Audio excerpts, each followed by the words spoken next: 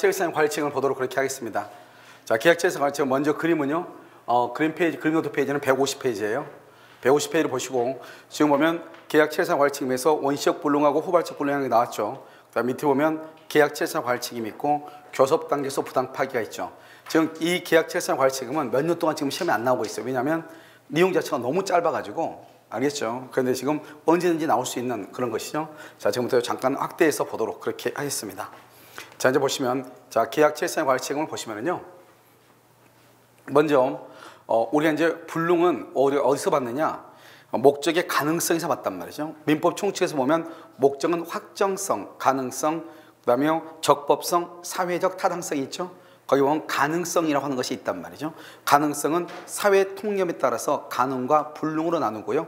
그다음에 또 불능은 여러 가지가 있죠. 법률적 불능, 사실적 불능, 전부 불능, 일부 불능, 주관적 불능, 객관적 불능 여러 가지 있는데 우리가 실질적으로 필요한 불능은 뭐냐면 계약 성립 당시를 기준으로 성립 당시를 기준으로 하는 뭐가 있냐면 여기요 원시적 불능과 후발적 불능이 있죠. 그래서 성립 당시를 기준으로 하는 거예요. 그래서 이것을 원시적 불능하고 무슨 불능하고 후발적 불능하고 이렇게 나온단 말이죠. 그래서 원시적 불능, 그래서 후발적 불능 이렇게. 그래서 계약 체결하기 전에 이미 멸실이 됐다. 우리는 것을 원시적이라고 하고요. 계약 체결 후다. 그것을 우리는 후발적이다. 이렇게 얘기하죠. 그래서 계약 체결하기 전 그러면 이미 멸실됐다. 이미 수용됐다. 계약 체결 후 그러면 후발적 이렇게. 원시적 불능은 우리가 이미 민법 총칙에서 봤듯이 신뢰 이익을 배상하는 것이고요. 그 다음에 후발적은 이행 이익을 배상하는 거예요. 그래서 원시적 불능, 후발적 불능 이렇게 얘기하는 것이고요. 그 다음에 원시적 불능은 객관적이라고 하는 것은 무엇이냐면 3층짜리 건물이 전부가 다 멸실됐다. 이것을 객관적 불능이다. 이렇게 얘기하고요. 우리가 주관적 불능이라는 것은 우리는 569조에 의해서 타인 소유물에 대해서도 매매 계약을 체결할 수는 있다. 이 말이죠. 단지 뭐를 못 해주죠? 등기를 해줄 수가 없다. 이 말이죠. 그런데 건물은 있는데 등기는 해줄 수가 없다. 이 말이죠. 그것을 주관적 불능이라고 얘기하는 것이고 건물 자체가 멸실되고 없으니 등기를 해줄 수가 없죠. 우리 이것을 객관적 불능이다 이렇게 얘기하고요. 전부는 3층짜리 전부가 멸실됐다 전부고요. 일부는요 3층 중에서 3층만 멸실됐다. 이것을 일부 불능이다 이렇게 얘기를 하는 거예요. 그럼 여기서 봐봐요.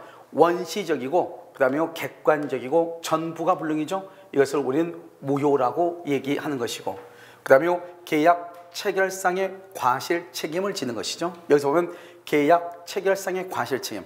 이 말은 계약을 체결하는 상이라는 것은 과정에서 계약을 체결하는 과정에서요. 잘못이 있는 사람은 책임을 진다 이 말이죠. 그것을 계약 체결상의 과실 책임이다 이렇게 얘기를 하는 것이죠. 그러니까 여러분요. 만약에 우리가 지금 현재 겨울이잖아요. 눈이 이렇게 온단 말이죠. 내가 식당에 칼국수를 먹으러 가기 위해서 칼국수집에 문을 열고 딱 들어갔는데 보면 요즘 다 우리나라 건물들이 다 대리석으로 돼 있잖아요. 그런데 거기에 사람들이 자꾸 드나들다 보니까 뭐가 있어요? 얼음이 깔려 있을 수 있죠. 그래서 얼음이 깔려 있어 내가요 구두를 신고 있었는데 거기에 들어가면서 미끄러져 가지고 무릎이 깨졌다 이 말이죠. 나는 아직 주문은 했어 안 했어? 아직 안 했죠. 그러면 음식물 공급 계약을 했어 안 했어? 안 했죠. 그 계약을 체결하기 위한 과정에서 그 말이잖아요. 그럼 어떻게 해야 돼요? 내가 어느 집의 영역 안에 들어가면 그 집의 영역 안에 있는 사람은 음식점 주인이죠. 우리 다른 사람 손님들이 와가지고 넘어지지 않게끔 미끄럽지 않게끔 그것을 해줘야 될 의무가 있는 것이에요. 알겠죠? 그러니까 여러분들이 만약에 학원 오시다가 잘못돼서 학원에서 넘어졌다. 그러면 학원은 다 공지에 다 가입이 돼 있어. 그러니까 여러분 어떻게 해야 돼요? 학원에서 공지에 가입돼 있으니까 그 공지에 가입된 것에서 뭘 할 수 있느냐? 여러분들이요 치료를 받을 수 있고 다 이렇게 된단 말이죠. 그러니까 아직 계약은 체결하기 전인데 계약을 체결하기 위해서 들어갔는데 그래서 넘어졌다 이 말이죠. 그때 계약을 체결하는 과정에서 주인이 잘못했죠. 잘못한 거에서 책임을 진다. 계약 체결상의 과실 책임이라고 하는 거예요. 그럼 이때 책임은 어떤 책임이다? 원칙이니까 무슨 이익 배상이에요? 신뢰이익이죠. 그래서 여기서 이때 책임은 신뢰이익 배상 책임을 진다 이런 말이에요. 신뢰이익 배상 책임을 진다. 그래서 여기서 중요한 것은 먼저 암기해야 되겠죠. 원시적, 객관적, 전부 불능의 경우는 뭐다? 무효. 그런데요 계약 체결상의 과실 책임을 질 수 있다. 여기서 중요한 것은 계약 체결상의 과실 책임은 뭐하고 관계된다? 원시적 불능하고 관계된다. 그러면 원시적 불능을 어떻게 표현한다? 이미 멸실됐다. 이미 이미 수용됐다 이렇게 표현하는 거예요. 이미 멸실, 이미 수용 이렇게 표현을 하는 거예요. 알겠죠? 그 다음에 우리가 이제 일부가 불능이다, 일부가 불능이다 그러면 미달됐다 이 말이죠. 여러분이 혹시 아파트 분양 받아봤어요? 아파트요? 아파트를 분양받으면 그것은 수량을 지정한 매매기에서 평당 100만 원 이러죠. 100만 원. 100만 원 그래서 얼마요? 100평. 100평을 이렇게 사잖아요. 얼마요? 1억이에요. 1억. 이렇게요. 평당 100만 원 이것을 뭐라 한다? 수량을 지정한 매매다 이렇게 얘기하는 거예요. 평당 100만 원이다. 이것을 뭐라 한다? 아파트 분양이라고 얘기하는 거예요. 이렇게 수량을 지정해서 매매를 했는데 그것이 면적이 미달됐다. 그래서 내가요 평당 100만 원에 100평을 1억 원에 샀는데 측량을 했더니 90평밖에 안 된다 이 말이죠. 아시겠죠? 그랬을 때는 뭐라 한다? 수량 부족의 담보 책임이다 이렇게 얘기해. 담보 책임. 그러면 이 수량 부족의 담보 책임은요 우리가 뭐를 보는 거냐면 이 담보 책임은 뭐가 나오죠? 여기서요 대금 감액 청구권이 나오고요, 그 다음에 계약 해제권이 나오고요, 그 다음에 손해배상이라고 하는 것이 나오거든요. 그럼 우리가 돈을 감액을 한단 말은 계약 자체를 뭐로 본다는 것이다? 유효로 보니까 대금을 감액해달라고 하지. 계약이 무효인데 대금을 감액해달라. 말이 돼요? 안 돼요? 안 되죠. 그래서 똑같이 원시적 불능임에도 불구하고 전부 불능일 때는 무효인데 일부가 불능일 때는 뭐가 된다? 유효이다. 이게 중요한 것이에요. 알겠죠? 그래서 담보 책임은 원칙적으로 뭐다? 그것은 유효이다. 알겠죠? 그래서 유효이다. 여기 봐봐요. 계약 체결사유 관리 책임은 어떻게 돼 있죠? 그것은 전부 불능일 때 계약 체결사유 관리 책임이죠. 그런데 여기는 일부가 불능이죠. 일부가 불능일 때는 담보 책임이라고 하는 것이고 뭐라고 얘기하면 안 된다? 계약 체결상의 과실 책임이란 말을 쓰면 안 된다 이 말이죠. 계약 체결상의 과실 책임은 무슨 불능이 돼야 된다? 전부 불능이 돼야 된다 이런 말이에요. 그 다음에 여기서 보면요 여기서 이제 후발적 불능이라고 되어 있죠. 이런 후발적이라는 것은 계약을 체결하고 난 다음에 그것을 후발적이라고 얘기해요. 무슨 이익 배상이다? 이행 이익을 배상한다 이렇게 얘기해. 이런 후발적 불능은 유효예요 무효예요? 유효이다. 그래서 원칙적으로 유효고 여기 봐봐요 무효고 차이가 있죠. 원시적 불능은 무효, 후발적 불능은 유효. 다시 원시적 불능은 뭐? 무효, 후발적 불능은 유효. 그럼 후발적이라는 것은 무슨 계약 체계로 해요? 예를 들어서 임대차 계약 체계로 전세권 설정 계약 후 매매 계약 후 다 이렇게 그걸 후발적이고 무슨 이익 배상이다? 이행 이익 배상이다. 원시적 불능은 무슨 이익 배상이다? 신뢰 이익 배상이다 이런 말이죠. 그래서 이 후발적 불능은 원칙적으로 유효이고요. 누가요? 봐봐. 채무자고 여기 잘 봐. 채무자가 있고 여기 채권자가 있죠. 여러분 잘 봐요. 누가 채무자고 누가 채권자냐 이 말이죠. 이게 중요하죠. 여기서 보면 채무자와 채권자라고 하는 것은 전혀 다른 거예요. 누구를 채무자로 보고 누구를 채권자로 볼 것인가 이 말이죠. 여기서 우리는 약속을 했어. 법에서는요. 매매 계약을 체결하면은 매도인은 등기를 해줄 의무가 있으면 채무자죠. 대신 대금을 받으니까 채권자죠. 매수인은 대금을 지급할 의무가 있으니까 채무자죠. 매수인은 대금을 주면서 뭘 받아요? 등기를 받죠. 그러니까 채권자란 말이죠. 여러분 지금 이해되셨죠? 그러니까 매도인과 매수인은 서로가요 권리와 의무가 각각 있는 거예요. 채권과 채무가 각각 있는 거예요. 그러니까 우리는 누구를 그러면 채무자고 누구를 채권자를 볼 것인가 문제가 되잖아요. 그래서 법에는 하나의 약속을 했어. 그 약속은 뭐냐? 건물, 물건을 기준해서 그 물건을 인도해 줄 사람을 채무자, 물건을 인도받을 사람을 채권자라고 하는 거예요. 그럼 우리가 매매계약에서는 매도인하고 매수인 중에서 인도할 의무가 있는 사람은 누구예요? 매도인이죠. 그래서 매도인을 채무자. 물건을 인도받을 사람은 누구죠? 매수인이죠. 그래서 매수인을 채권자라고 얘기하는 거예요. 아시겠죠? 그래서 채무자는 매도인을 채무자고 매수인을 채권자라고 하는 거예요. 이거 딱 정확하게 인지하고 있어야 돼요. 왜냐하면 밑도 끝도 없이 채권법에서는 채권자가 채무자에게 갑자기 가다가 매수인이 매도인에게 이렇게 나온단 말이죠. 그래서 채권자는 누굴 얘기한다? 물건을 기준으로 하니까 매수인. 채무자는 누굴 얘기한다? 매도인. 물건을 인도해 줄 의무가 있으니까 등기를 해줄 의무가 있으니까 채무자. 등기를 넘겨 받아야 되니까 뭐라고 한다? 채권자라고 얘기하는 거예요. 그 다음에 여기서 보면 채무자가 잘못했다 이 말이죠. 이때 이 잘못을 뭐라고 한다? 이 잘못을 우리는 다른 말로 하면 고의 과실이다 이 말이죠. 고의 과실, 고의나 과실이 있다 이 말이죠. 그래서 채무자의 잘못으로 건물이 멸실됐죠. 그것을 이제 채무자가 잘못했으니까 채무자가 이행을 해야 하는데 이행을 할 수가 있어 없어? 없죠. 건물이 어떻게 됐으니까 멸실이 됐으니까 채무 불이행이라고 하는 거예요. 알겠죠? 채무 불이행이 있으면 계약을 말 수 있다, 해지할 수 있고 손해배상을 청구하고, 계약을 해지하면 소급해서 무효가 돼요. 소급해서 처음부터 무효가 된다 이 말이죠. 소급해서 무효가 되니까 원상회복 의무가 있다 이 말이죠. 다시 우리가요, 누가 잘못된다 반드시 봐봐. 여기서 여러분요, 여기서 가장 중요한 게 뭐냐, 다른 것도 다 중요해, 다 중요한데 그래도 여기서 가장 중요한 것은 뭐냐면 채무 불이행이 가장 중요해. 알겠죠? 뭐가 중요하다고? 채무 불이행이다.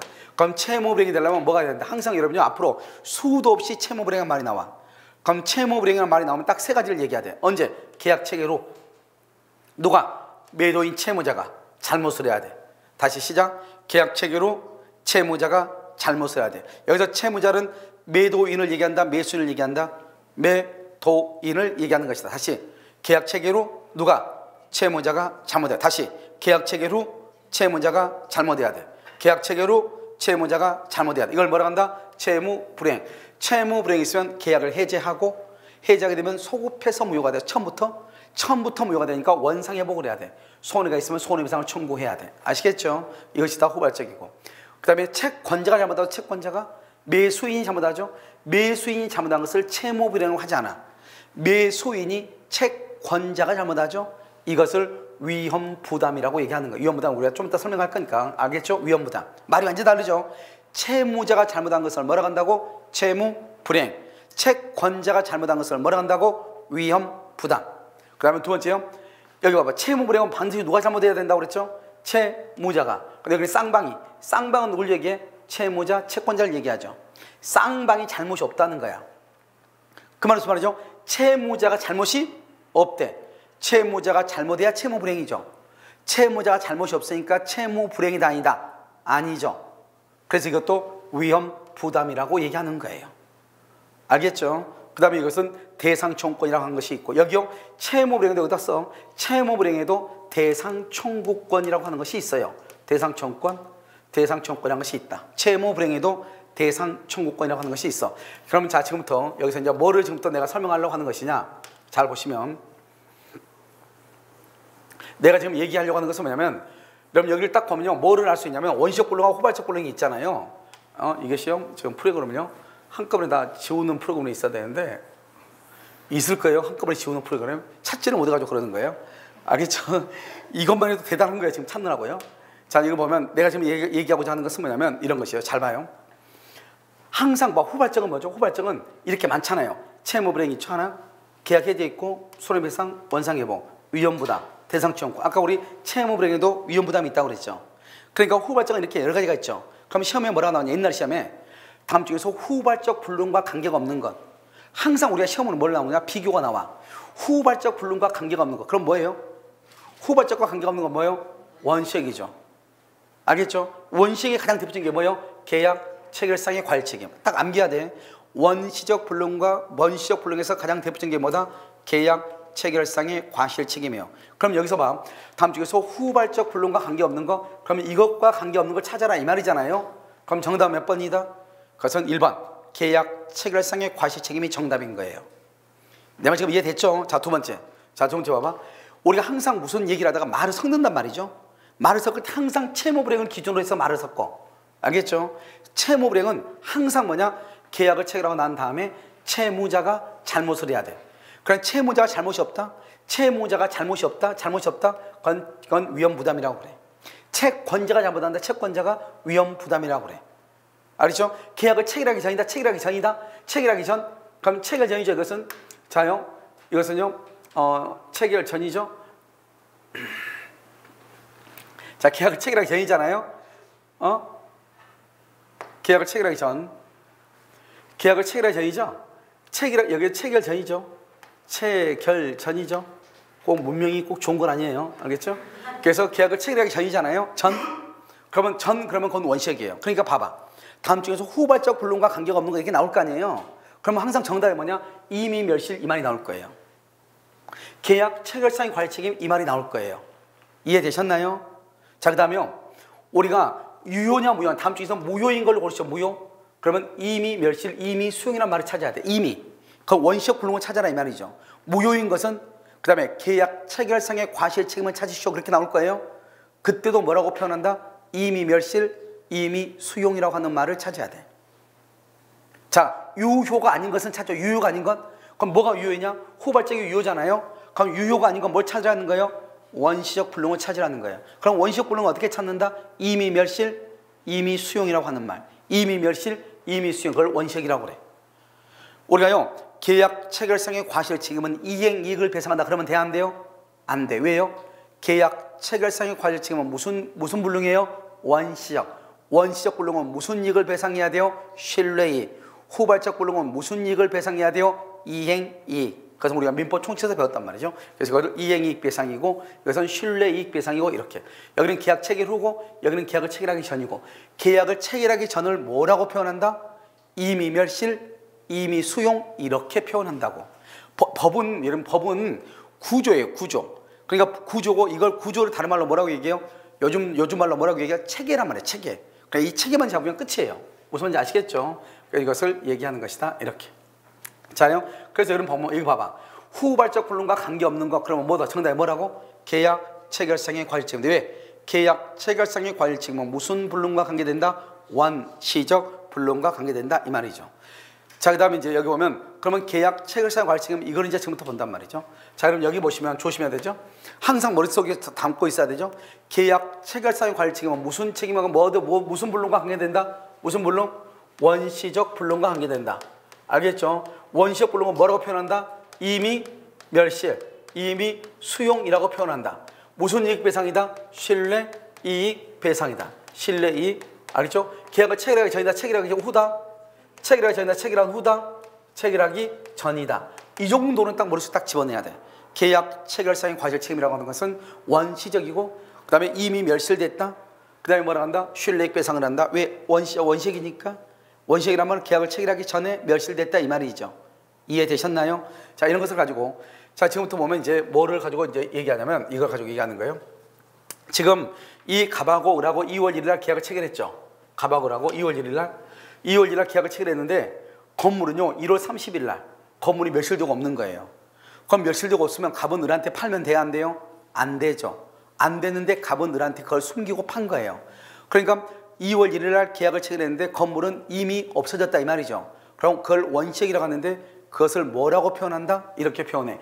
이미 수용 멸실됐다, 이미 수용됐다, 이렇게. 2월 1일 날 계약을 체결했는데 건물이 이미 멸실되고 없더라, 이 말이죠. 이것을 무슨 불능이다? 원시적이다. 무슨 이익배상이다? 신뢰 이익배상이다, 이런 말이죠. 알겠죠? 그럼 이런 봐봐요. 잘 봐봐요.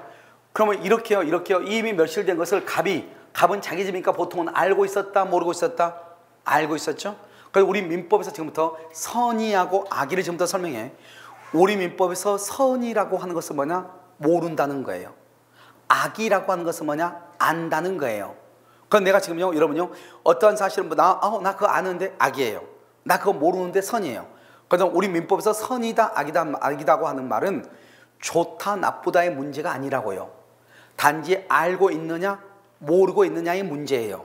무슨 말인지 알겠죠? 그러니까 여기서 보면, 우리 보면 이 갑이라고 하는 사람은 자기 집이니까 보통은 알고 있다, 모르고 있다? 알고 있겠죠. 알고 있으니까 악이, 또는 알 수도 있었다. 그걸 과실이라고 그래요.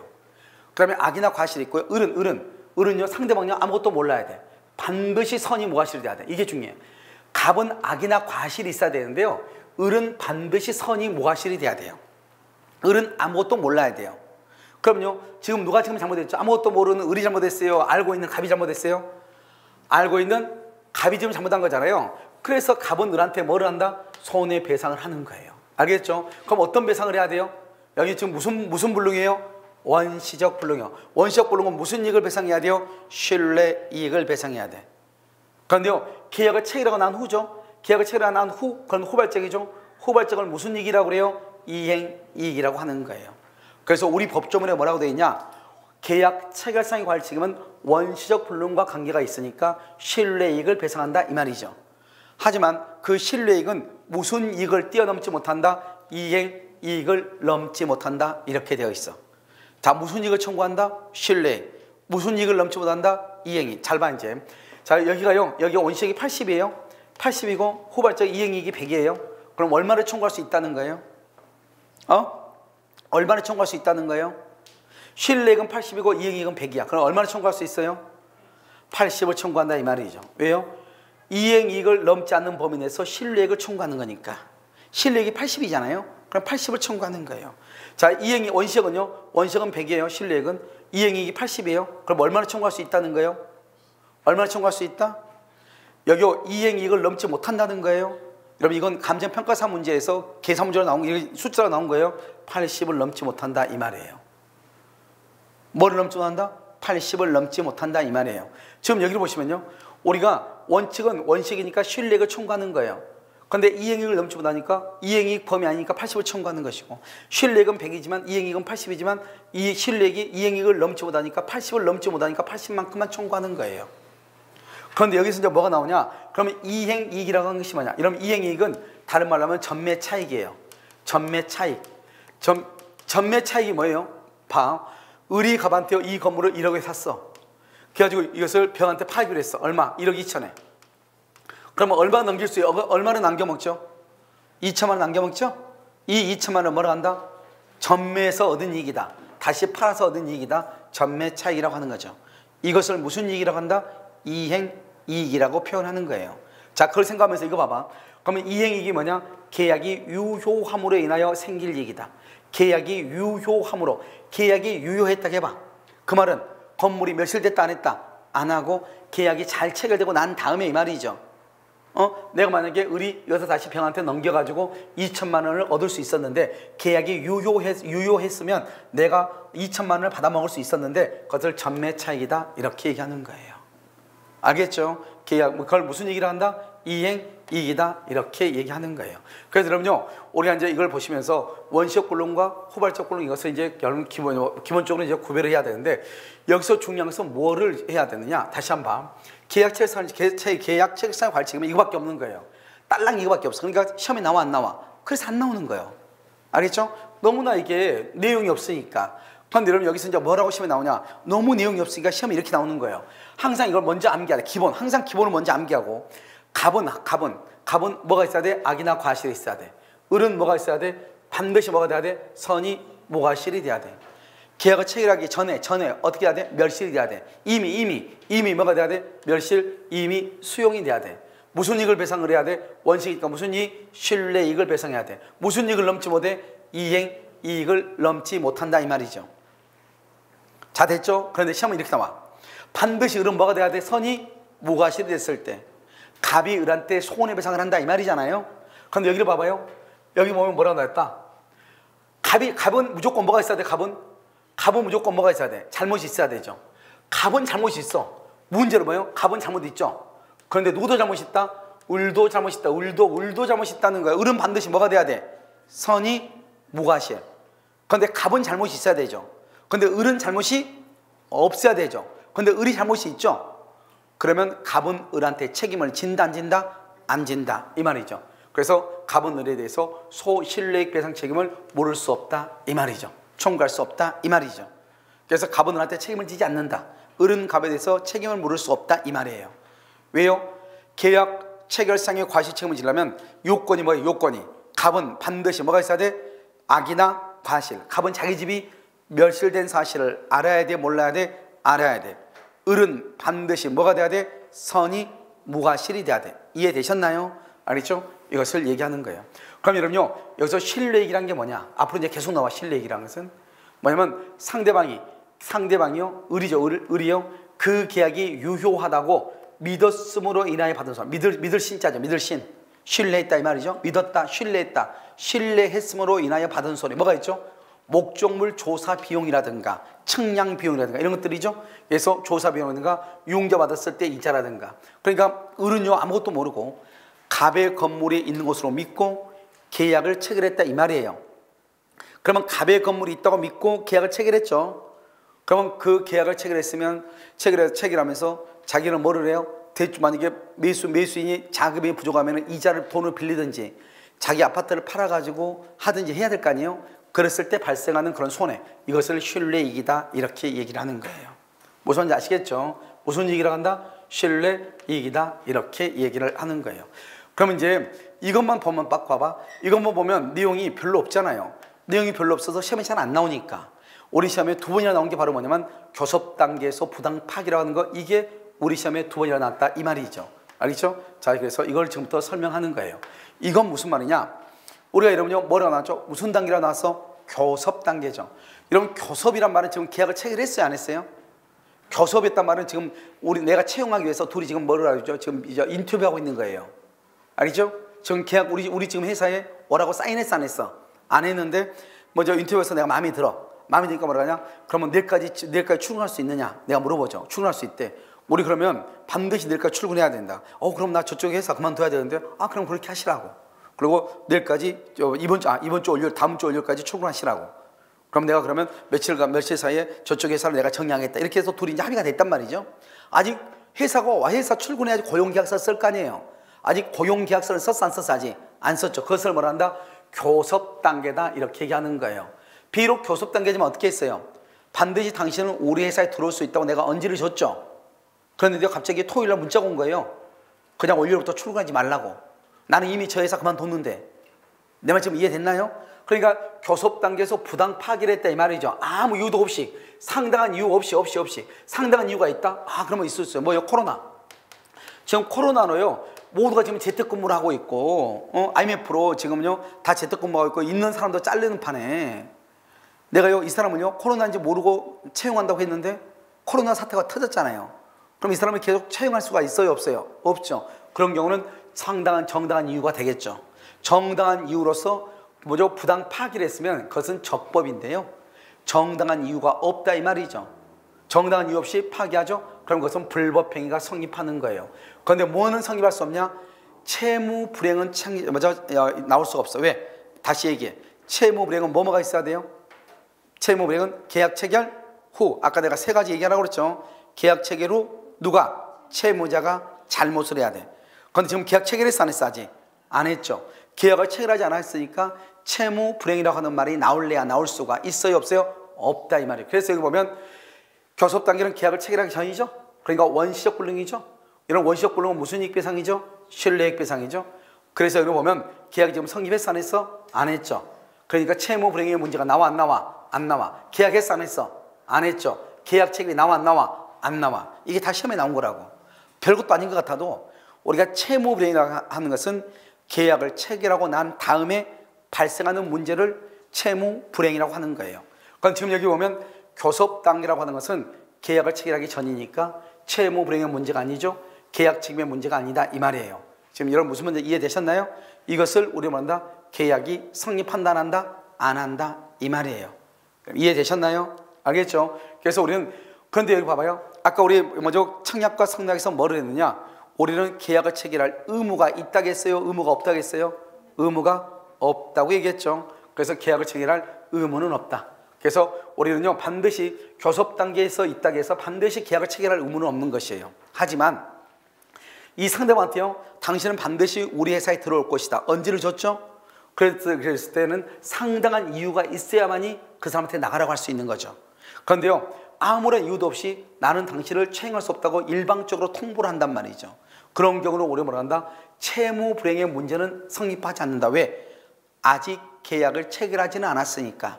하지만 무슨 문제를 발생한다? 불법행위. 그럼 지금부터 불법행위라고 하는 말이 무슨 말이냐? 이런 불법행위는 뭐가 된다? 첫 번째요, 고의나 과실. 고의나 과실에 의한 위법행위죠. 위법행위로 인해서. 알겠죠? 자기는 이익을 얻고 상대방한테는 손해를 끼쳐야 돼. 자기는 이익을 얻고 상대방한테는 손해를 끼치는 것, 이것을 불법행위다 이렇게 얘기하는 거예요. 알겠죠? 지금 보면 이 고의나 과실로 인한 위법행위로 인해서 타인에게 손해를 끼치는 것, 타인에게 손해를 끼치는 것, 그것을 뭐죠? 불법행위라고 그래. 그럼 지금 여기 보면 상당한 이유가 없다. 상당한 이유가 없다는 말은 이 사람은 잘못이 있다는 거예요, 없다는 거예요? 있다는 것이죠. 그래서 타인에게 뭐를 끼쳤어? 손해를 끼쳤죠. 그것이 뭐다? 잘돼서 잘못돼서 잘못된 거죠. 그건 위법하다 이 말이죠. 그래서 이것을 불법행위라고 얘기하는 것이고, 이런 불법행위인데 그러면 손해배상을 청구해야 되겠죠. 이때의 손해배상은 지금 무슨 교섭 단계라는 것은 원시이죠. 아직 계약 체결하기 전이니까. 원시은 무슨 이익배상이다? 신뢰이익배상이다. 그래서 불법행위에 따른 신뢰이익배상, 다른 말로 손해 배상을 청구하는 것이고, 이런 불법행위는 항상 정신적 위자료를 청구할 수 있어. 정신적 고통, 이것을 뭐란다? 위자료 청구다, 이렇게 얘기해. 그래서 위자료를 받을 수 있다, 이런 말이고. 그 다음에 또 한 가지요. 우리가 이런 보면 신뢰이익이란 건 뭐죠? 신뢰. 아까 신뢰는 뭐죠? 계약이 유효하게 성립됐다고 믿었던 것에 의하여 받은 손해죠. 계약이 유효하게 체결됐다고 믿었다, 이 말이죠. 그걸 신뢰라고 하는 거죠. 근데 봐봐, 여기 봐봐. 계약 체결이 좌절되더라도 어쩔 수 없다고 하면서 이 사람이요, 우리가 경쟁 입찰에 참가. 이러면 입찰인 게 뭐예요? 부동산 경매죠. 우리가 부동산 경매는 반드시 내가 경락을 받는다는 보장이 있어요, 없어요? 없죠. 그러니까 경쟁 입찰에 참가한다, 이 말은 내가 반드시 경락을 받는다는 보장이 없다, 이런 말이에요.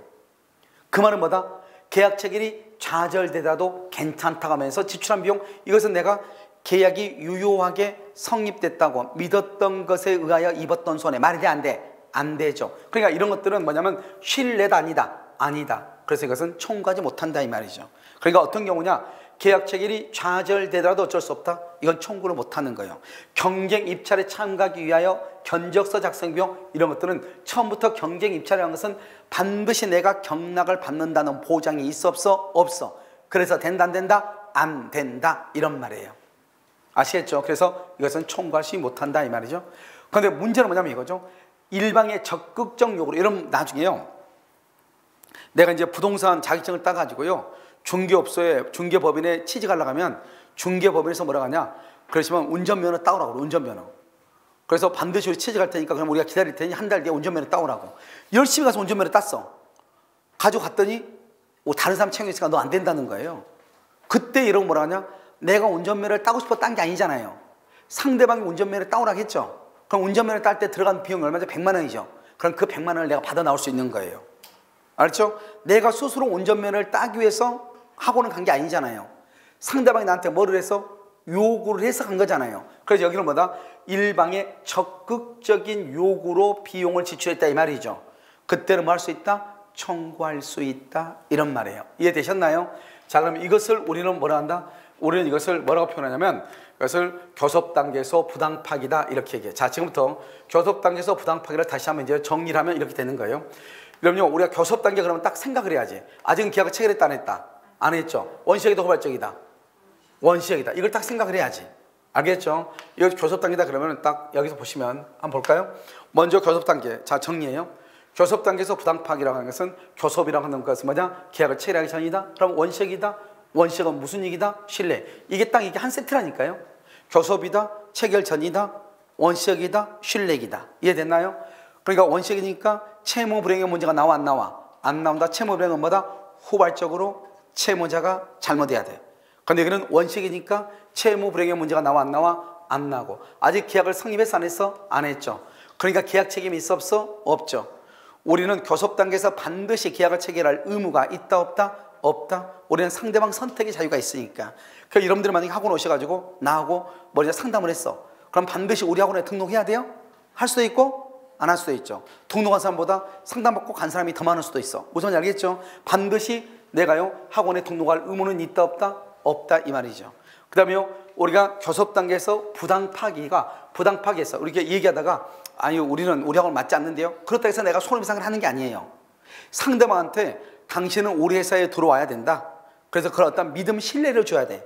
그럼 신뢰를 주고 나서 아무 이유도 없이, 상당한 이유도 없이 파기를 해야 돼.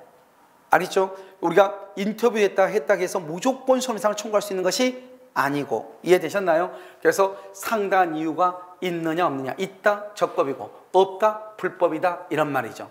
그래서 이때 신뢰가 무슨 이익이 뭐죠? 원칙이니까 교섭 단계는 무슨 이익 배상한다? 신뢰. 정신적 고통을 뭐라 한다? 그것은 위자료를 말할 수 있다, 청구할 수 있다, 이렇게 얘기했고. 그러면 신뢰라고 하는 것은 뭐다? 내가 계약이 유효하게 성립됐다고 믿었던 것에 의하여 입은 손해죠. 유효하게 체결됐다고 믿어야 되죠. 믿어야 되죠. 그런데 계약 체결이 좌절되다도 어쩔 수 없다.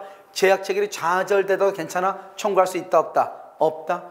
경쟁 입찰에 참가한다. 경쟁 입찰에 참가한다. 그럼 입찰이라는 것은 부동산 경매죠. 부동산 경매는 반드시 내가 경락을 받는다는 보장이 있다, 없다? 없다. 그래서 청구할 수 있다, 없다? 없다, 이 말이죠. 그 다음에 일방의 적극적 요구로 내가 아니야, 상대방이 운전면허 따오래. 그래서 운전면허 어쩔 수 없이 나는 운전하고 싶지 않는데 운전면허 땄다 이 말이죠. 그러한 비용에 대해서는 뭐 할 수 있다? 청구할 수 있다 없다? 있다 이란 말이죠. 있다. 무슨 말인지 알겠죠? 이것을 우리는 계약 체결상의 과실 책임이라고 얘기를 하는 거예요. 무슨 말인지 알겠죠? 자, 그 다음에 이제 우리가 하나를 더 보면 마지막으로요. 자, 이제 여러분들 여기서 이제 봐야 될 게 뭐냐면 이걸 잘 봐야 돼요. 지금 여기 보면 이 계약의 종료, 이번에도 이게 시험에 나왔죠. 33회에도요. 그런데 여러분요, 이것은 지금 여기 표시 전체적인 지금 표를 보고 있는 거잖아요. 이 전체적인 표, 이 표가 너무너무 중요한 것이에요. 여러분들 우리가 이제 그 채권법이라는 것을 공부를 해야 되잖아요. 공부를 할 때 이 표라고 하는 것이 너무 중요한 것이에요. 알겠죠? 채권 전체를 지금부터 설명을 하고 있단 말이죠. 자, 그래서 지금부터요, 뭐를 보는 것이냐? 여기에 대해서 내용을 한번 계약의 종료하고 이것을 한번 보도록 그렇게 하겠습니다. 알겠죠? 자, 그럼 여기 한번 보시면 먼저 어디를 보시냐? 계약의 종류를 보시면 여기를 먼저 봐봐요. 계약의 종류. 먼저 우리는 유상계약하고 무슨 계약 있죠? 무상계약 있죠. 그다음 쌍무하고 편무가 있죠. 쌍무가 뭐죠?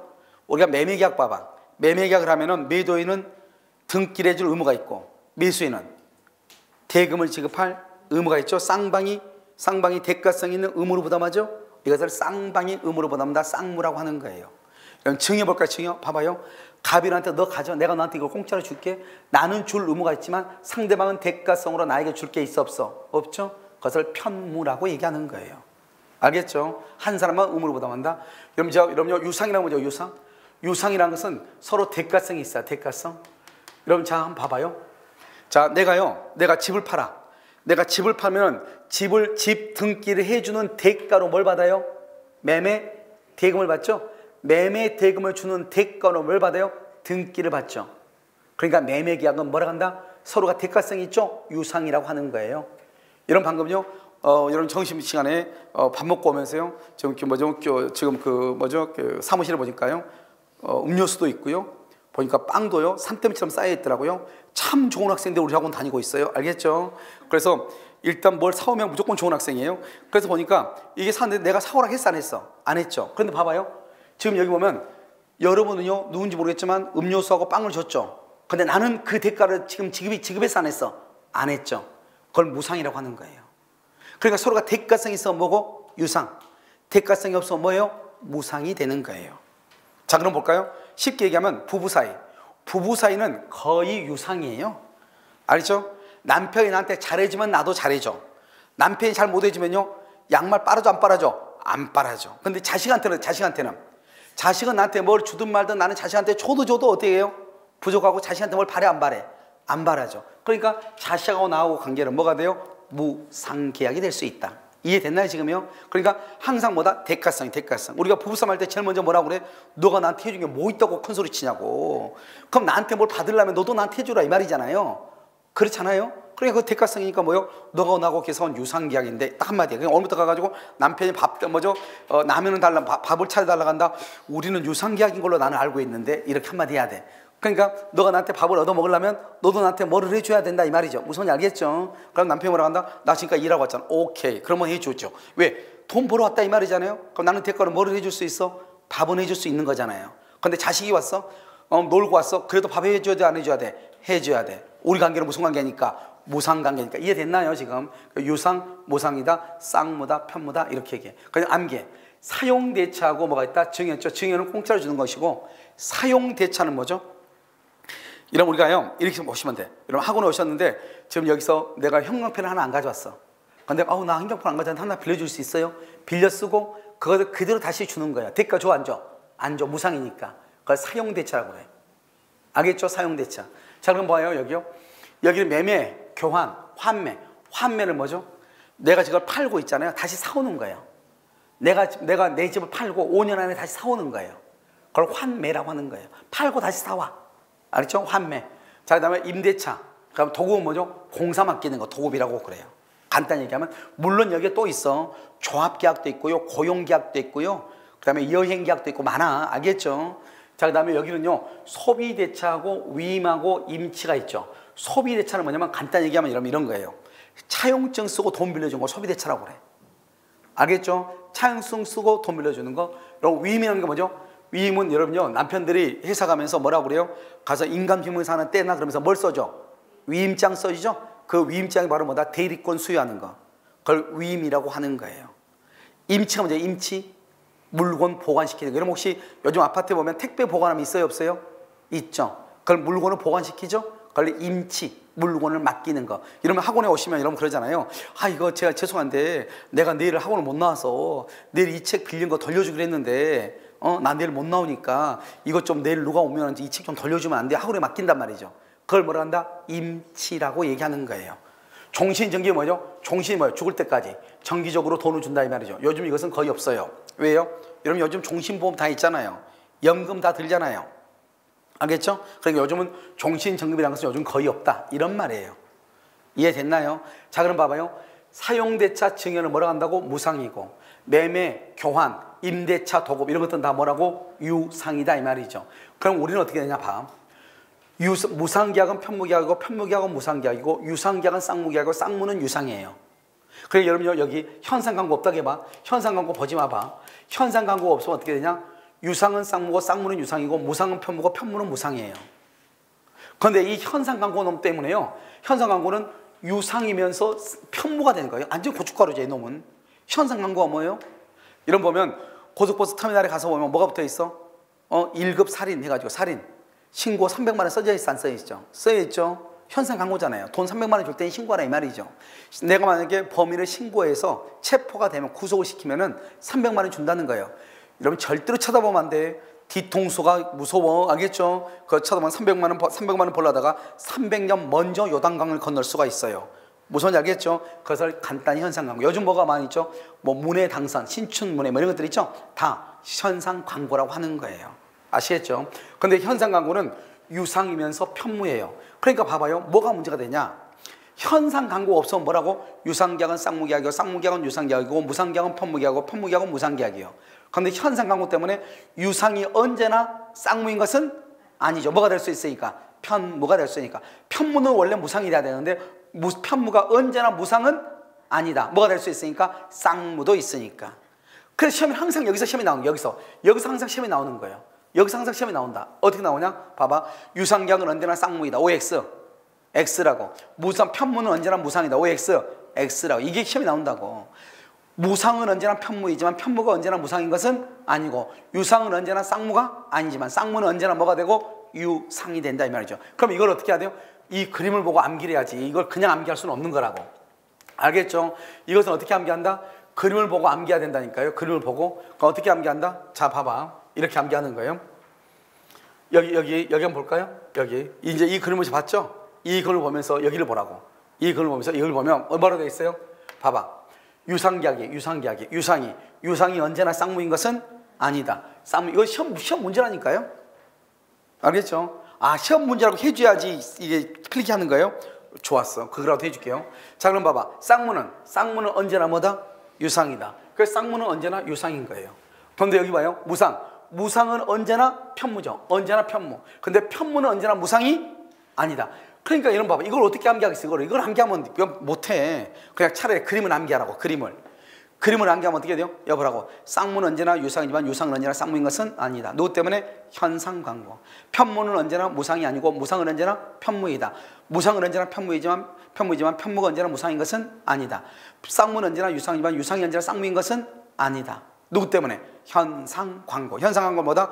유상이면서 뭐다? 편무다. 유상이면서 편무다. 알겠죠? 현상광고다. 이렇게 얘기해.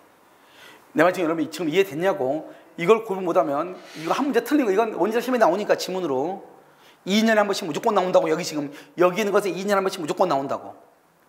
자, 그 다음에요. 여기 한번 볼까요? 다시요. 쌍무와 편무는 뭐죠? 쌍무하고 편무계약은 어떻게 구별하느냐 이 말이죠. 쌍무와 편무는 잘 봐봐. 여기 보면 여기 한번 봐봐요. 여기 보면 여기 뭐라고 돼 있어? 동시행 항변권하고 위험부담이라고 돼 있죠. 항변권하고 위험부담 돼 있죠. 항변권하고 위험부담이라고 하는 것은 어디에만 있는 것이다? 쌍무에만 있다. 항변권하고 위험부담은 어디에만 있다? 쌍무계약에만 있다. 편무계약은 그게 있어 없어? 편무에는 있어 없어? 없죠. 자, 그럼 봐. 자, 여기 보라고. 여기 보면 뭐라고 돼 있죠? 여기 보면 쌍무계약과 편무계약은 어떻게 구별하느냐? 쌍무계약에 한해서만 뭐가 있다? 항변권하고 뭐가 있다? 위험 부담이 적용된다 이 말이지. 그럼 편무계약이란 적용이 된다 안 된다? 안 된다 이 말이지. 그런데 다른 시험에는 여러분 뭐라고 되냐? 이렇게 나 다른 시험에는 이것을 뭐라고 되냐면 지금 봐봐 동시함유권과 위험 부담은 쌍무계약에만 있다니 돼 있죠. 그런데 다른 시험에 뭐라고 되냐? 이렇게 나왔어.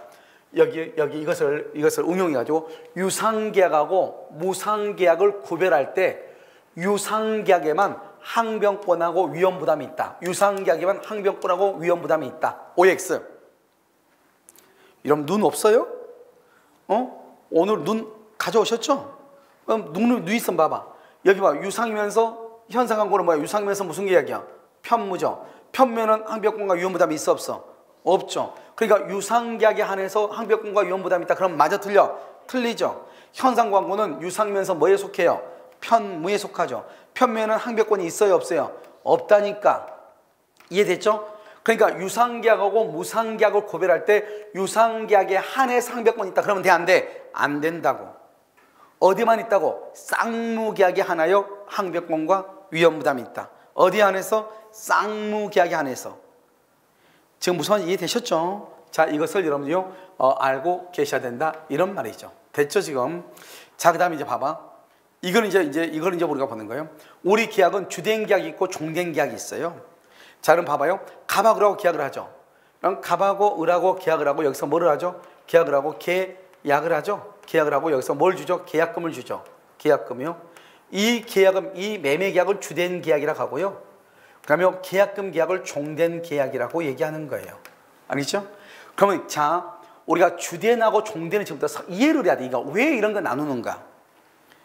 여러분요, 계약금을 100만 원 주기로 했는데 계약금을 80만 원밖에 안 줬어. 그러면 계약금 계약이 문제가 있는 거예요? 매매 계약이 문제가 있는 거예요? 지금 여기 보면 계약 자체는 주된 계약이잖아요. 계약금 계약이 종된 계약이잖아요. 계약금을 100만 원 주기로 했는데 80만 원밖에 안 줬어. 그렇다고 해서 매매 계약이 무효가 될 수는 있다 없다? 없다 이 말이죠. 이건 주고 종이니까. 그런데요, 계약금을 100만 원 주기로 계약금으로 100만 원 주기로 하고 계약을 했어. 그런데 계약 자체가 무효가 됐어. 계약 자체가 무효가 됐어. 그럼 계약금 줄 필요 있어 없어? 없죠. 주된 계약이 무효가 되면 종된 계약은 자동적으로 무효가 되는 것이고, 종된 계약이 무효라고 해서 주된 계약이 무효가 되는 것은 아니다 이 말이지. 자, 주된 계약이 무효가 되면 종된 계약은 자동적으로 무효가 되는 것이고, 종된 계약이 무효라고 해서 주된 계약이 영향을 받는 것은 아니다. 이걸 주된 종된이라고 얘기하는 거예요. 그러면 종된 계약은 모두 몇 가지가 있냐? 계약금 계약, 보증금 계약, 환매 특약, 환매 세 가지 암기 시작. 계약금, 보증금, 환매. 계약금, 보증금, 환매. 무슨 계약이다? 종된 계약이다. 여기 와봐. 주된 계약이 무효가 되면은 종된 계약도 효력을 얼마 한다? 상실해. 반대로 써. 반대. 그러나 써. 그러나 종된 계약이 무효여도 종된 계약이 무효죠. 그러면 주된 계약은 영향을 받는다 받지 않는다? 영향을 받지 아니한다. 주된 계약은 영향을 받지 아니한다. 종된 계약이 무효일지라도 주된 계약은 영향을 받지 않는다. 알겠죠? 반대로 주된 계약이 무효이면 종된 계약도 효력을 상실하는데, 주된하고 종된하고 주하고 종이하고 이러면요, 종이 죽었다 해서 주인이 눈 한다 끔찍한다 안 한다? 안 하죠. 근데 주인이 죽으면 어떻게 돼요? 모든 종들 모여야 돼 안 모여야 돼? 모여야 되죠. 알겠죠? 종이 죽으면 주인이 갈 수도 있고 안 갈 수도 있죠. 그럼 주인이 죽으면 모든 종들은 모여야 되죠. 그렇게 이해하시면 돼. 알겠죠? 주다 종이다 이렇게. 자, 지금 이해되셨나요? 알겠죠? 이걸 먼저 여러분들이 이해를 하셔야 지금부터 이제 또 우리가 옆에를 또 할 수 있어. 그 다음에 우리가 아까 낙성계약하고 무슨 계약을 했냐? 요물계약이라고 하는 것을 강의를 했었단 말이죠. 그럼 여기서 보면 낙성계약, 요물계약은 어디서 나왔었죠? 아까요? 그렇게 청약과 승낙을 할 때. 우리가 청약에 대해서 보통은 우리 민법은 낙성계약이에요. 99%가 낙성계약이야. 청약에 대해서 승낙만 하면 계약이 성립한다. 낙성계약이라고. 이런 봐봐요. 여러분 여기 학원에 오셔가지고 우리가 수강계약을 할 때 계약을 할 때 반드시 먼저 계약금을 먼저 수강료를 먼저 지급해야지 계약이 돼요. 그렇지 않고 먼저 계약을 하고 난 다음에 나중에 수강료를 지급해요. 계약하고 난 다음에 내가 그럼 그 돈에 내가 그러면 이 강의를 들을게요 하고 난 다음에 카드를 내미는 거잖아요. 먼저 카드 내밀고 나서 그 다음에 협상하는 것이 아니잖아요. 그러니까 우리의 계약은 낭만하면 계약이 성립하는 낙성인 거예요. 그런데 이 네 가지, 이 네 가지는 반드시 물건을 요구한다 이 말이죠. 물건을, 요물이라고 그래요. 요물. 반드시 물건을 요구한다. 알겠죠? 이것을 요식행위다 이렇게도 얘기해요. 요식행위 이것을 뭐란다? 특별 성립 요건이다 이렇게도 얘기해요. 특별 성립 요건, 요식행위다, 특별 성립 요건이다 이렇게도 얘기를 해. 그래서 여러분 보시면요, 여기 보면 현상 광고, 대물 변제, 계약금 계약, 보증금 계약 이렇게 얘기하는 거예요. 그러면 혹시 여러분 현대그룹 알아요? 현대그룹은 왕자의 난이라고 해가지고 두 아들이 싸우다가 한 명이 죽었죠. 알겠죠? 그래서 현대가는요 돈을 좋아해요. 알겠죠?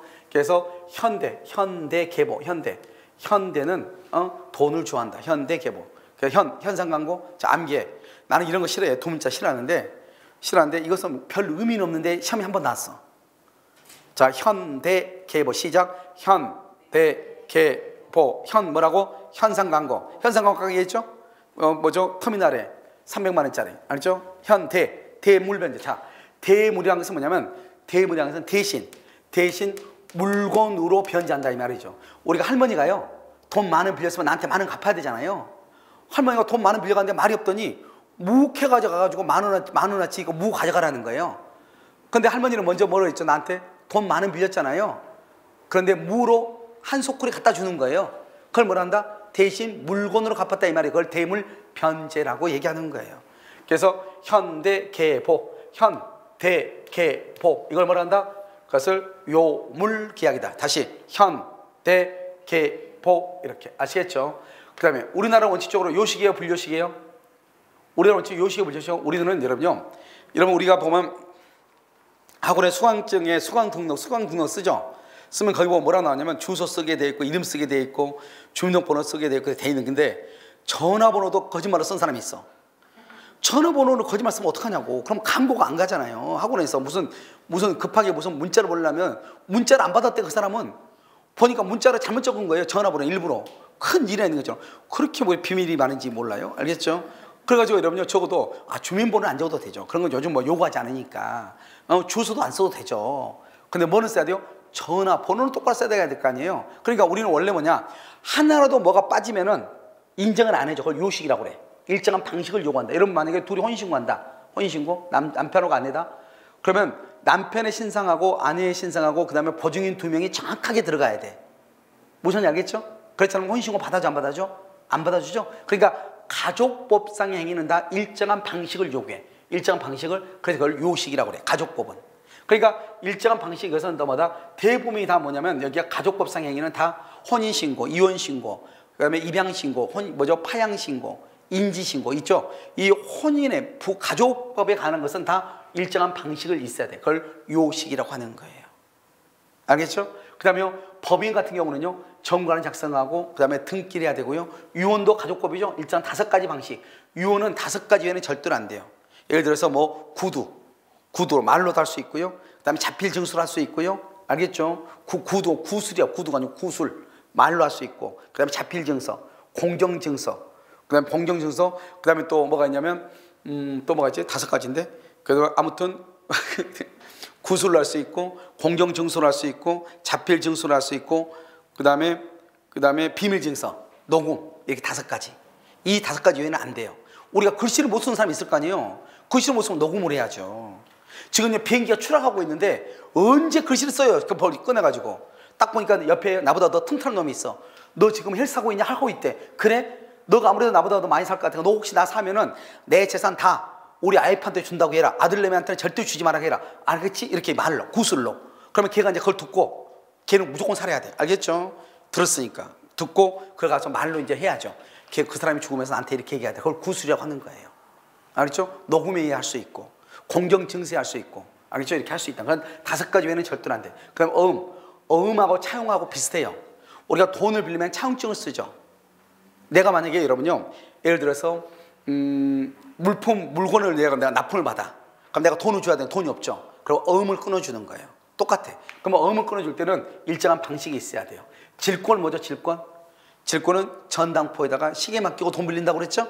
그 질권은 요물성, 반드시 물건을 갖다 줘야 돼.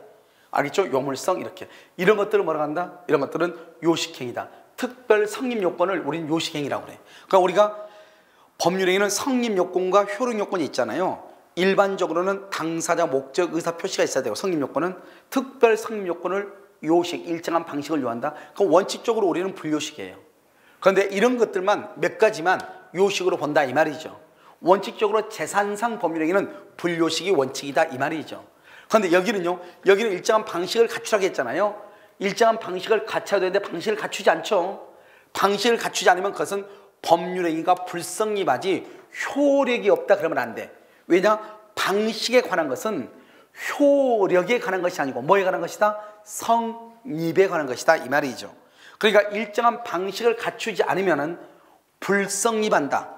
법률행위가 불성립한다. 계약이 성립하지 않는다고 얘기해야지. 효력이 없다 그러면 안 된다고. 우리가 효력이라고 하는 것은 성립하고 난 다음에 효력이라고 하는 것을 따지기 때문에 성립조차 하지 않으면 효력이라고 하는 것을 따질 수는 있다 없다? 없다 이런 말이에요. 알겠죠? 그래서 그럼요 우리가 이 말을 잘 이해를 해야 된다 이런 말이죠. 무슨 말인지 알겠죠? 그래서 그럼요 우리가 이제 여기서 이제 뭐를 보는 것이냐면, 여기서요 우리가 이제 요식이냐 불요식이냐 하는 것을 보는 것이고, 그 다음에는요 여기 보시면, 자 여기 보시면 이제 여기요 뭐라고 나왔다? 이제 유상계약의 가장 대표, 이건 지금 뭐 볼 필요는 없는 건데 나중에 보는데요. 매매계약이 가장 우리 이제 기본이에요. 매매계약은 유상이면서 쌍무계약이에요. 그러니까 쌍무계약은 아까 뭐가 있다고 했죠? 항변권이 있고 뭐가 있다고 그랬어? 위험, 부담은 쌍무계약에 있다고 그랬죠? 자 그럼 여기 봐봐요. A약이죠. 일방예약. 그러면 A약은 언제나 계약이에요. A약은 왜요? 우리가 음식점에 예약을 하려면 어떻게 해야 돼? 두 사람 간에 뭐가 있어야 돼? 합의가 있어야 되잖아요. 그럼 여기요 계약금이 나와요. 유상 계약금 나오고, 그 다음에 매매대금이 나오고, 계약의 해제가 나오고, 담보책임이 있어. 그럼 이것은요 이 모든 것은 다 어디냐? 이것은요 매매계약에, 우리 법에는 매매계약에 규정을 해. 근데 우리 아까 여러분요 매매계약하고 비슷한 유상계약이 뭐가 있다고 그랬죠? 매매, 교환, 임대차, 도급, 그런 것이 있어 없어? 지금 있잖아요. 그림 보면 매매, 교환, 도급, 임대차 이런 것들 있죠.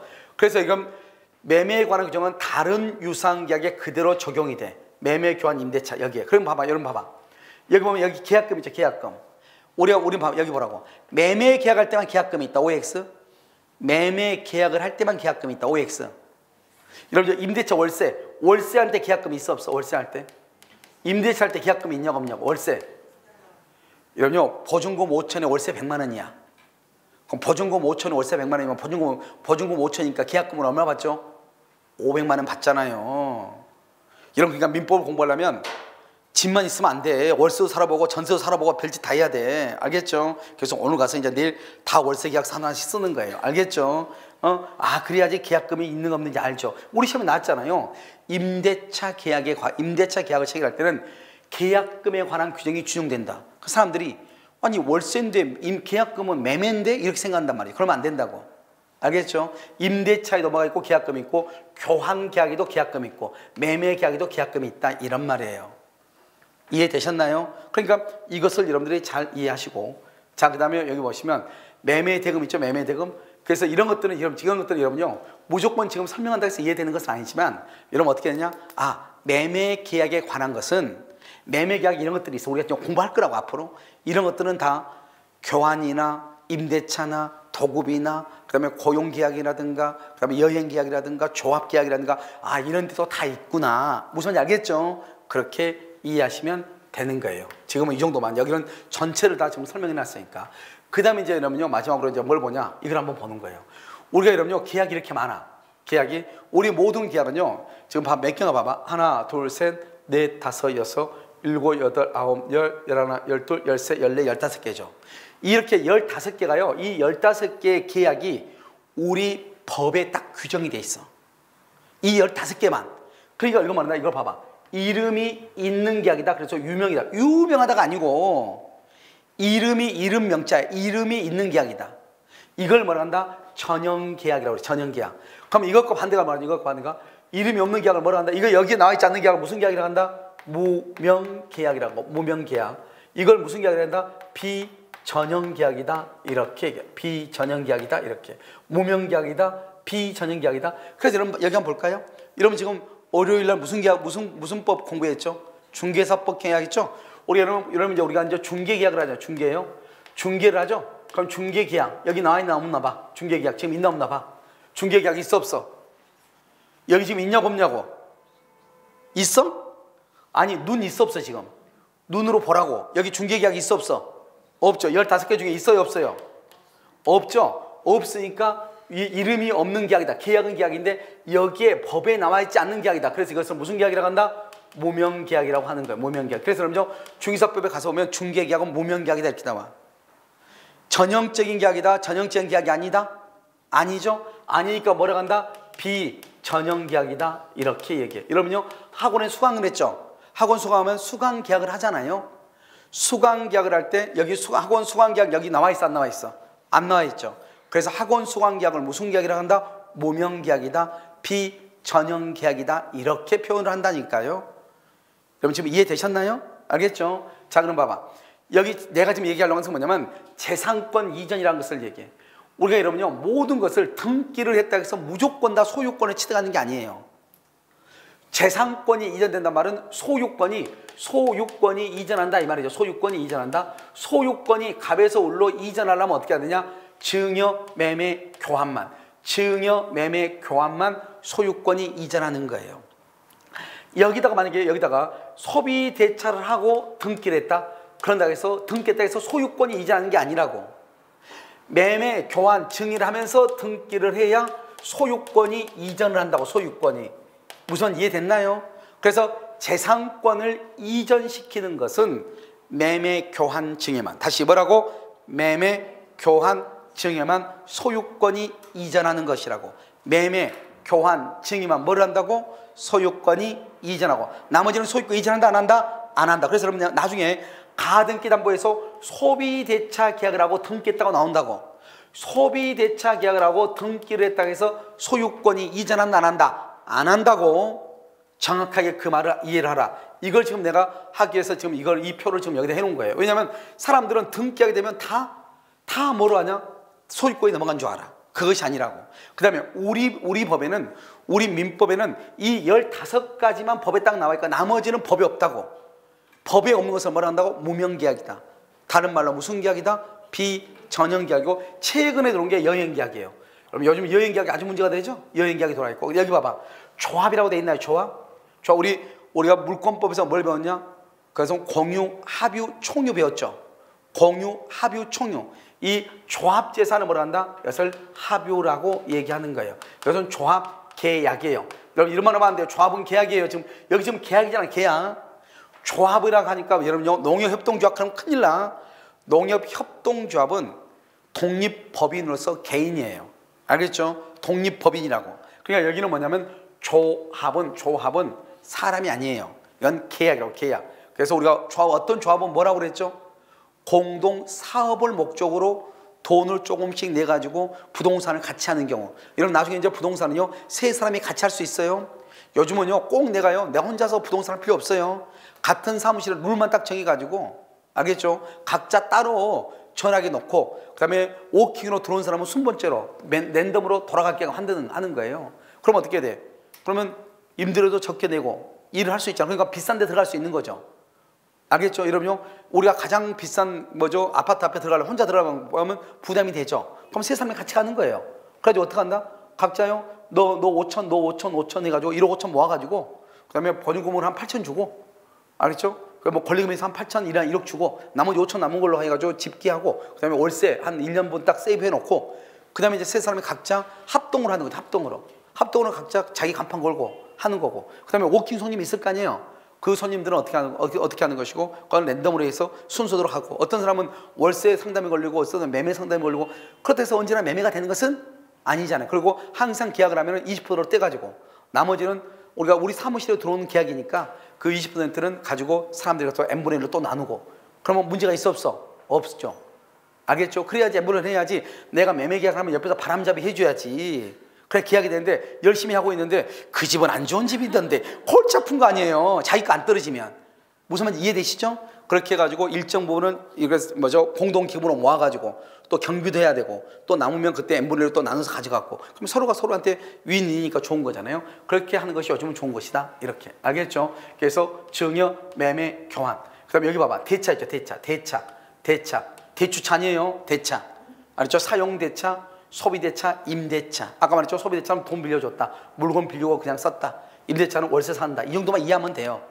자, 고용계약은요. 다른 데 가서 이렇게 우리가 직원으로 들어가는 거죠. 도급이라는 것은 일 맡기는 거죠. 그다음에 현상광고는요. 아까 우리 강도, 상해죄 하는 거 여행계약. 위임은 뭐죠? 대리권 주면서 신분을 시키는 거죠. 임치는 뭐요? 물건 맡기는 거죠. 조합은 뭐요? 여러 사람이 공동으로 사업을 하는 거죠. 그다음에 종신정기면 죽을 때까지 정기적으로 돈을 준다. 요즘 그런 게 있다 없다? 없다. 종신보험이 있으니까. 화해계약, 화해. 교통사고 났을 때 뭐죠? 보험회사 직원이 와가지고 뭐를 한다? 화해하자고 그러죠? 알죠? 그런 말을 많이 한다. 이란 말이죠. 알겠죠? 그래서 그럼요. 이런 것들은 뭐 다른 건 다 중요하잖아. 다른 건 중요하지 않으니까 뭐만 하면 되냐? 아, 이게 15개가 있는데 이 정도만 하면 되고 다 암기할 필요도 없어. 암기할 필요 없고 자, 이런 것들이 있다 하더라. 이 정도. 그다음에 뭐요? 재산권 이전, 소유권 이전하는 것은 딱 세 가지밖에 없다. 증여, 매매, 교환. 이 세 가지만 어디에 속한다? 재산권 이전이고 다른 것들은 아무리 등기가 되어 있다고 할지라도 소유권을 이전한다 안 한다? 안 한다. 왜냐면 다른 것들은 우리 시험범위 아니고 그 다음에 이제 우리 시험범위는 여기서 뭐가 우리 시험범위냐? 여기 있어요. 시험범위는 우리 이제 시험에 나오는 것은 뭐가 시험에 나오냐 이 말이죠. 여기서 시험범위는 매매하고 교환하고 여기 임대차 여기가 우리 시험범위예요. 15개 중에서 종신연금 이거 시험 안 나와. 뭐 조합은 먼저 뭐 할 때 나오냐? 우리 합의할 때 시험이 나오고요. 이 화해계약은 착오하고 사기에서 착오로 화해를 했다 취소하지 못한다. 사기로 화해하면 취소할 수 있다. 이거 한번 나와. 딱 그때 한번 나와. 그 다음에 여기요. 임치는 언제 나오냐? 기한의 이익 써놔. 기한의 이익 누구한테 있는가? 그때 임치 한번 나와. 위임은 어디서 나와? 위임은 대리권. 대리 있죠? 대리권 할 때 거기서 위임 그때 대리권이 나와. 여행계약은 우리 시험에 안 나오고. 그다음에 현상광고는 어디에 나오냐? 현상광고는 조건이나 기한. 조건이나 기한을 붙일 수 있느냐? 왜냐하면 현상광고도 계약이니까 조건이나 기한을 붙일 수 있거든요. 있느냐? 이게 나와. 고용계약은 우리 시험에 안 나와. 도급은 시험에 나올 수 있어. 도급은 이것은 유상계약, 유상쌍무계약이니까 유상쌍무계약이고 이게 나오고요. 이 도급에서는 뭐가 나오냐? 소유자가 누구냐? 수급인이 비용과 재료를 냈을 때 누가 소유자냐? 그때 한번 나와. 그 다음에 여기 임대차는 우리 시험범위라고 그랬죠? 증여 자체는 시험범위는 아니지만 증여도 시험에 잘 나와. 뭐냐? 그것은 무슨 계약이죠? 무상계약이죠? 무상계약이고 알겠죠? 무상. 우리는 뭐냐면 단독행위냐 뭐냐 할 때 이 증여는 또 뭐죠? 계약이죠. 계약이고 그래서 이거 단독행위냐 할 때 증여는 단독행위가 아니다. 뭐다? 계약이다. 계약. 알겠죠? 그때 이게 나온다 이 말이죠. 알겠죠? 그 다음에 이제 사용대차는 언제 시험에 나오는데 사용대차는 이것은 뭐다? 무상계약이다. 아까 내가 무상계약으로서 사용대차와 증여가 중요하다고 그랬죠? 그 정도만 알면 돼요. 소비대차 같은 경우는요 어디서 시험에 나오냐면 소비대차는 이것은 다른 데서는 거의 시험에 안 나오고 가등기담보요. 가등기담보에서 소비대차 계약을 체결하고 등기한 경우 그것을 우리는 뭐라고 한다? 그것을 양도담보다 이렇게 얘기를 해요. 알겠죠? 그래서 그 다음에 또 소비대차는 또 어디서 나오냐? 여기 기한의 이익을 할 때 무이자 소비대차하고 이자부 소비대차 그때 기한의 이익이 누구한테 있는가? 이런 것이 시험에 나와. 그러니까 여기 보면은 여기에서 있는 것들이 다 전혀 필요 없는 것은 아니고 특히 여행계약하고요 뭐 고용계약 같은 것은 거의 뭐 시험에 나오진 않아요. 종신경제와 이 세 가지는요. 나머지 것들은 우리 시험범위에 여기저기서 구석구석에서 시험이 나온다고. 무슨 말인지 알겠죠? 그러니까 적당히 무슨 말인지를 알고 있어야 되겠죠. 그런데 여기서 가장 중요한 것은 뭐다? 이것을 우리가 분류했을 때 가장 중요한 것은 뭐가 가장 중요하다? 여기서 재산권 이전, 소유권 이전과 관계가 있는 것은 무엇이다? 증여, 매매, 교환이다. 이것을 여러분들이 알고 있으면 되는 것이다. 이런 말이에요. 무슨 말인지 알겠죠? 이것을 얘기하는 것이고요. 그 다음에 이제 여러분요, 이제 하는 것이 이제 여기요, 동시행 한병권이에요. 아시겠죠? 동시행 한병권은 시간이 좀 그래서 일단 여기까지요, 기본적으로 하도록 그렇게 하겠습니다.